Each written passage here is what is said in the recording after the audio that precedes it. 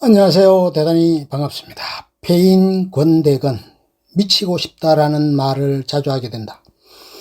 어찌 나뿐이겠는가. 어떤 이는 수필의 골똘히 몰두하니 잠속에서도 수필의 거리가 떠오르더라고 하였다. 일주일에 몇 편의 글은 무난히 쓸 수 있다고 말하는 분도 있다. 나의 트레이드마크는 수생수사다. 누구보다 수필에 미치고 싶어 하는 사람이다. 마음에 남은 붉은 그림자, 그것이 수필임을 알기에 수필은 이루 말할 수 없는 내 행복이 되기도 하고 던져버릴 수 없는 시지퍼스의 큰 바위가 되기도 한다. 내가 수생수사 수필 페인으로 불려지기를 원한다면 남들은 욕심이 과하다고 할까 말할까. 시간의 속도를 계산하는 현대인의 언어 생활은 무척 생산적이다. 몇십 년을 살아온 사람들이 이해도 못할 우리말이 생긴다면 얼마나 곤혹스러울까. 페인이란 낱말이 있다. 자신이 페인이라고 당당하게 주장하는 젊은이를 이해할 수 있는 기생세대는 얼마나 될까. 새로운 의미로 페인은 열성 이용자를 말한다. 디지털 페인이라는 말이 선두주자다. 종일 컴퓨터에 앉아 온라인 세상에 빠진 네티즌들은 스스로 시간의 블랙홀에 빠졌다고 표현한다. 모니터를 보면서 양치질하기, 컴퓨터 책상에서 라면 먹기, 재부팅하는 동안 화장실 다녀오기, 바이러스 검사하는 동안 식사하기, 시스템 조각 모음하는 동안 지침하기 등 의식주의 대부분을 컴퓨터 앞에서 얘기를 한다. 드라마 제목을 따거나 주인공 이름을 딴 페인은 말할 것도 없고 온 국민의 페인화가 우려되었던 지난 봄 월드컵 열기는 또 얼마나 뜨거웠던가. 일간지의 디지털 페인, 의학상의 진짜 페인이 될 수도 있다는 글이 실렸다. 별 중요하지도 않은 일에 할 일이 많은 젊은이들이 전력을 다해 매진하는 것이 걱정스럽다. 그러나 어찌 보면 한 곳에 집중한다는 것은 삶에 대한 열정의 표현이라고 할 수 있겠다.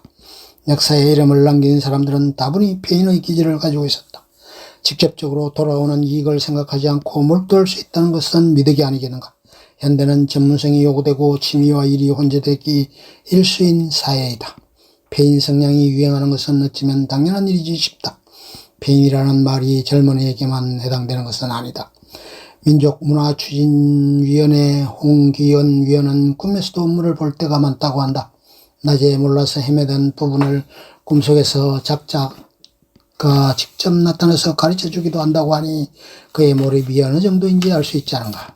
박봉에다 사람들이 잘 알아주지도 않는 일을 인생의 전부라고 여기며 좋은 직장을 버리고 한자와 옛사람의 그리 좋아 모인 사람들, 그들에게 신념의 향기는 누구보다 진하다. 미치지 않으면 이렇게 하기 어렵다고 자평하는 그들을 한문 페인이라 불려주면 어떤 반응을 보일지 궁금하다. 점잖지 못하다고 호통을 치실까. 유동호 씨는 화랑대기 페인이다. 매년 시즌이 되면 종일 구덕 야구장에 묻혀 산다. 10년 전부터 그는 매년 일주일간 휴가를 내어 화랑대기 바캉스를 즐긴다. 어릴 때는 야구장 직원의 눈을 피해 담을 넘기도 하고 해밍웨이 전집을 부모님 몰래 팔아 입장권을 사기도 했다고 하니 가히 페인의 이름이 부끄럽지 않다고 하겠다. 아마야구의 꽃이라는 고교 야구를 사랑하며 무려 40년간 페인으로서의 열정을 불태우는 그의 투혼이 부럽기만 하다. 야구는 질 때가 있으면 이길 때도 있는 인생과도 같은 것. 롯데 페인 정구장씨 주장이다. 롯데가 우리를 페인으로 만들었다고 목청을 높이는 그들 부부는 롯데의 경기가 있는 날이면 전국 어디라도 날아가서 롯데 사랑의 기치를 높여단다. 팬들은 경기의 승패 여부가 아니라 경상도의 악바리 건성 짠내나는 끈질김을 매번 보고 싶은 것일 뿐이다. 라는 그들의 말에서 보다 고양된 페인의 자세가 느껴진다. 그들에게 있어 야구는 단지 스트레스를 푸는 도구에 그치는 것이 아니라 나은 삶을 이끄는 웰빙의 방법이지 않을까. 나아가 수양의 도구 삶을 한 번 더 생각해보고 안일함을 다그치는 자기 반성의 한 방편인 것 같기도 하다. 붉은 악마는 단지 골대 뒤의 광적인 무대가 아닙니다.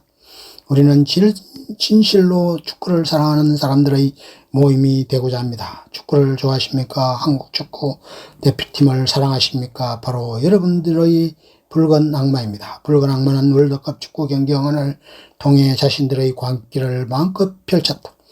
그들을 볼 때마다 기획과 실천, 투지, 헌신 등의 낱말이 떠오른다. 금전적인 이익을 추구하지 않기에 그들은 더욱 아름답다. 한국의 거리영은 그 붉은 물결을 통해 전 세계에 우리의 열정과 삶의 활기찬 파동이 퍼져나갔다.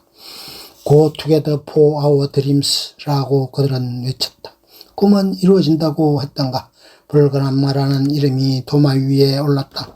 한민족 응원문화운동본부가 악마의 부정적 의미를 걱정하여 붉은 호랑이, 붉은 천사, 붉은 부사리를 제안했다고 한다. 도깨비나 산신령으로 하자는 의견도 있었다고 하는데 악마가 무엇던가 상대방을 압도하는 힘을 내보이기에 적절한 낱말이 아닐까.